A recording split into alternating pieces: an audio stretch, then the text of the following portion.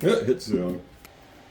A couple months ago, a company resin printed with a special material a bounceable basketball. And of course, everybody with a 3D printer and spare time tried to do it themselves. Now, I used a TPU material, and I tried to do it, and TPU is a flexible material. And the problem was, it printed beautifully. It just doesn't bounce.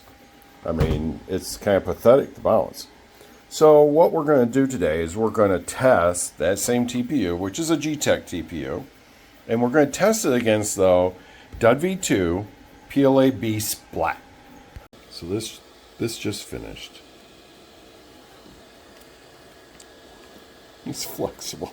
I gotta get this build plate something. All right, let's check this out.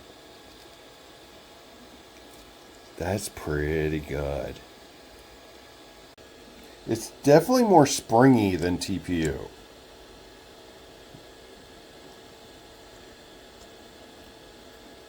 And, you know, TPU on these hinges never ends up doing too well because this hinge isn't made for TPU. The tolerance is a little too tight.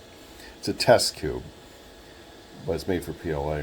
So, test one seems pretty good. Looks like my temperatures are decent. My speed's a little fast, but not bad, and I have no stringing, not even on the inside. So that's pretty good. So now let's throw something else at it. It's done. It's done. Oh. For our initial test, let's try dropping from the same height. First, TPU. Now, PLA B. Considerably more bounce.